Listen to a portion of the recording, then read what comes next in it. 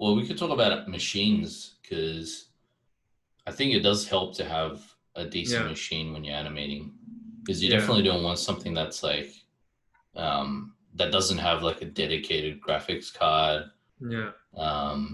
You kind of want something that has like at least 4 cores, I think, and a decent amount of memory helps too. So like over like 16 gigs. I guess actually maybe you can talk more about this because I don't know as much in terms of like I know how to build a computer and all, but honestly the specs and everything, it's kind of I can never keep up with it. So for animation, what is the most what kind of desktop setup or which part should you focus on? Like whether it's the processor, graphics card, like which part is it? I think if you have a good baseline of like everything is like pretty decent. So like you have a graphics card, a dedicated one. You have, at least 16 gigs of RAM, and you have like at least 4-core CPU. That isn't like a super old generation. Then I would say maybe CPU would give you the most, but you don't want a lot of cores if you're doing animation. A lot of cores is actually really good for like rendering and things like that. But because Maya it's multi-threaded, but it's not every part of Maya is multi-threaded. Like So for what the is most that? part. So like if you can break it down to layman terms. Yeah. So like what Maya tries to do is it tries to split all the processes up onto different cores. So it's like it's maximizing its efficiency. But there's a lot of legacy stuff in Maya which doesn't run multi-threaded. So it doesn't try to split up the task. It just gets stuck on one core. Okay. So it's actually really helpful to have like a really fast CPU, like a high CPU clock speed, like gigahertz speed. Okay. If you're animating, because then you're not like it's processing it really quick, all those old legacy stuff. Yeah. But yeah, it doesn't matter as much nowadays. You just don't need something with like a ton of cores. Okay. So I think just having a good baseline all around is a good way to go. It's like making sure that everything is up to par. But let's say like, for example, if I'm animating and I'm using my viewport, would that be a processor thing or a graphics card thing? It's a little bit of both. Okay. So the graphics card doesn't do the processing necessarily. It stores a lot of the stuff in memory, like your textures and all that sort of stuff. But the actual processing is mostly done on the CPU. And I can see this in Linux when I'm using mine Linux at work. Yeah. See all my cores fire when I do certain processes. Yeah. So I've got like a little like widget on my desktop that shows me all my CPU usage, and it's always on one core, which is the craziest thing. It's always just like maxed out on one core, and then the rest of the cores aren't really utilized fully. But then sometimes every now and then you'll do something that is like multi-threaded. It is like it is optimized to use all the cores, and you'll see it like process on all cores. But for the most part, it's actually just stuck on one core. So I don't think you need a lot of cores when you're animating. You just need like a fast enough core that does the processing quick enough. So that's interesting. Yeah. I always thought for some reason that it's like graphics card heavy. I mean that just totally changes my. It is, yeah. That's what I used to think too, but it actually turns out it's more CPU. But you do need a good graphics card because you still need to load all that data, like all the geometry. You still need to load all that information into your graphics card. Okay. Into the memory. So you don't want like a really crappy graphics card. Like if you have a decent graphics card, it'll definitely help. Okay. Because I always thought that, or maybe it's more for, I guess, if you're rendering from graphics card than like GPU rendering. That's a bit different. Yeah. Because mine's not really like, it's not really.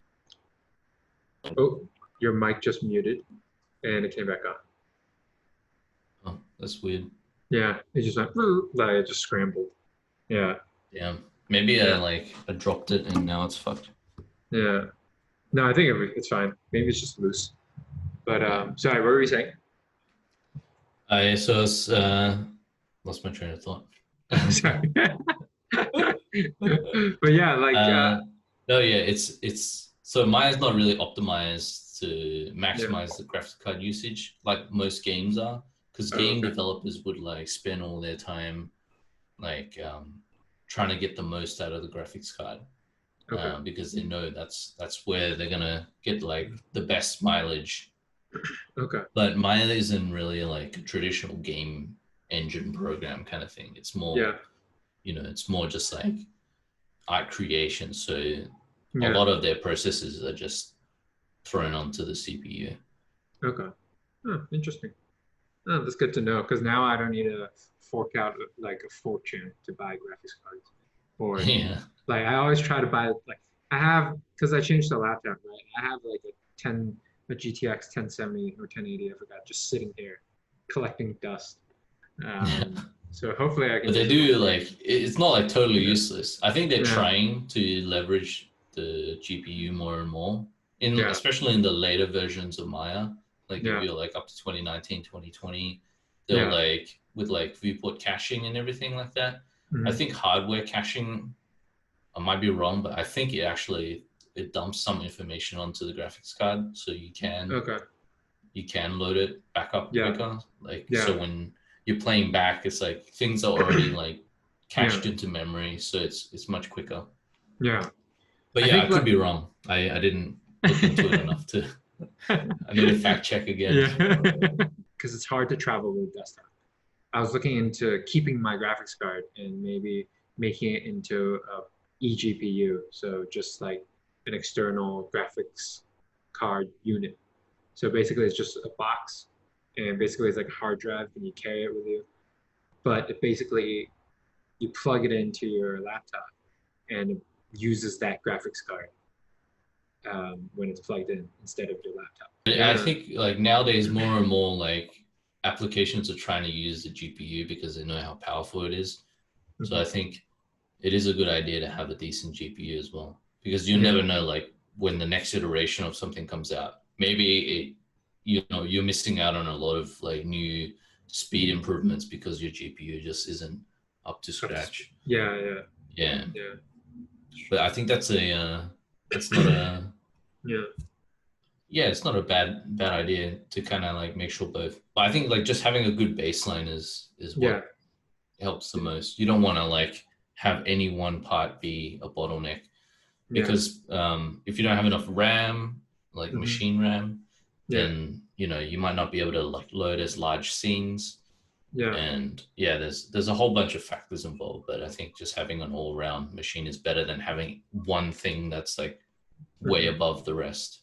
I wonder whether at one point in the future where you can just rent out a computer, like in the US or wherever, where you can just go in and just do all your Maya stuff there and then, save out your work, log back out, just with the shitty Chromebook or something. Because that would be Yeah, pretty for cool. sure. Yeah. It does seem like that's a real reality now. Because a lot Yeah. of us, like you and me, we're like, that's what we're doing right now when we're working from home. We're Yeah. just kind of logging in through like Yeah. another, like through a Software. VPN or through Yeah. yeah. We have like a little hardware box that Yeah. we like plug all our peripherals in. So I plug my monitor, I plug all my mouse and stuff into this little box. And then I plug a Yeah. Ethernet cable Yeah. into it. And then that's how I log in to the Oh, so it's all set so up already. So I just like type my password in and it logs me in. But it's not like connected to my actual PC. So I'm not even using a PC when I'm working. I'm just using this little box. what? So you're Yeah. whoa. Okay, so I'm still using my laptop. So you're Yeah. actually not using your laptop. You're I'm not using a using, little yeah. box.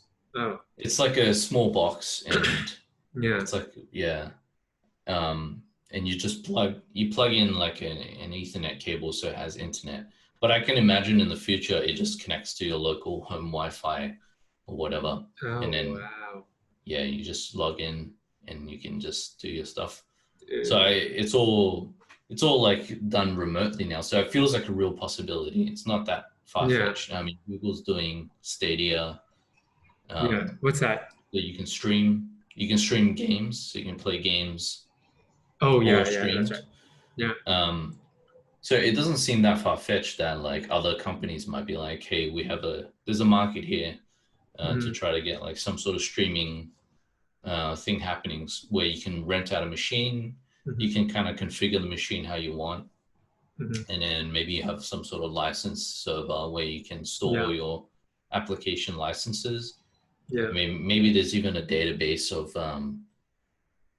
software that you can pre-install before you boot up the machine. Yeah. So Oh, like common interesting. applications, like hopefully like Maya and Photoshop and all those things would be like commonly Yeah. stored in that like application Yeah. um, like sort of bin, and you can just Yeah. take all the applications you need, which Wow. which could be really interesting. So maybe you don't even need to buy software anymore. Maybe you could just like you can rent the software and rent the machine, and Yeah. just do all that virtually. I feel like that's pretty. That's kind of It's exciting. a good business idea. Yeah. I was like, Someone like with a lot of money should try to do it yeah. And if who they has aren't the already. manpower? Yeah. Sounds like Man. something like Amazon or like, Yeah. Google would try to do. Yeah. Definitely.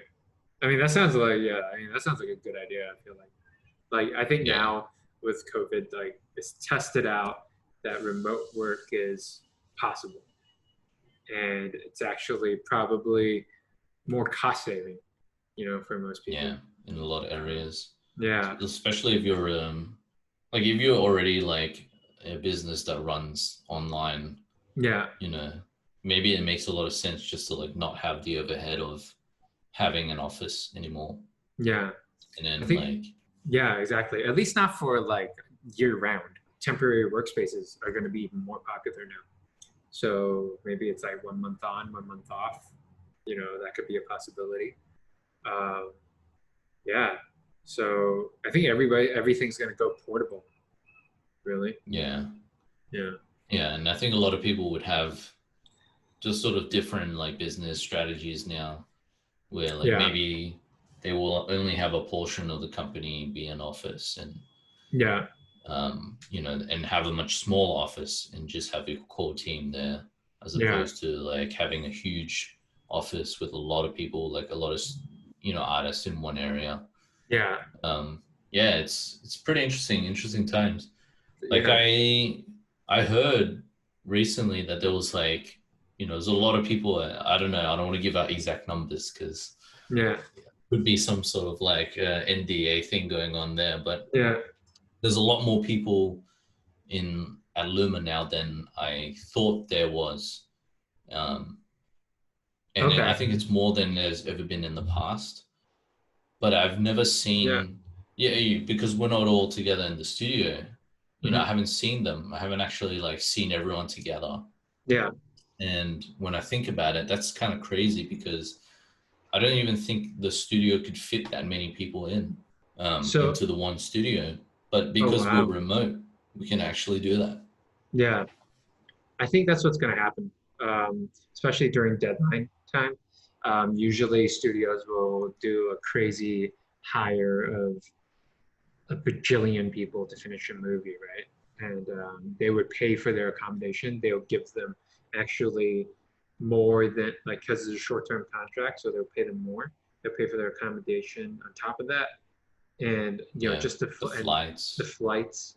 They pay for all that. Yeah, So now it gives them a chance to be like, hey, look, let's save some money. Like we don't need to pay for their flight.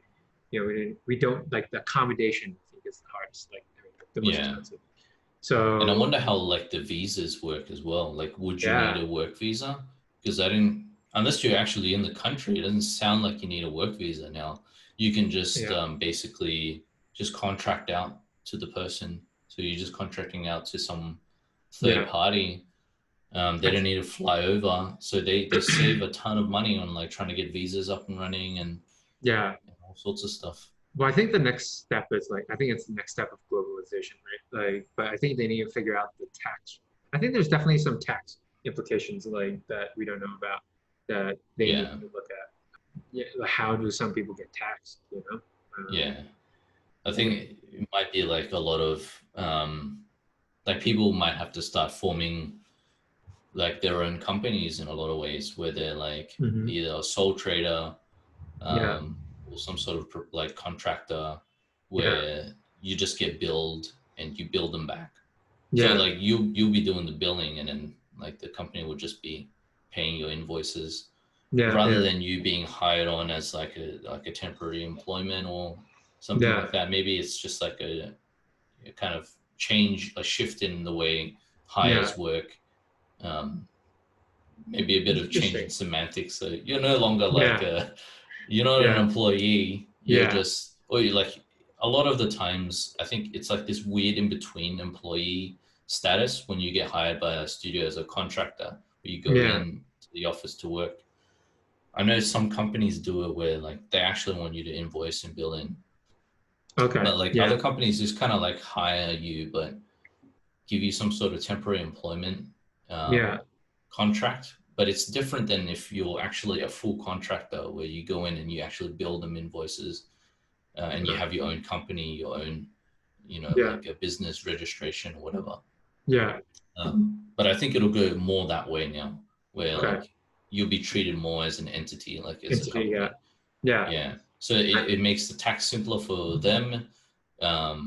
In a lot of ways, it makes it a little bit more complicated for you, because now you have to do your business tax.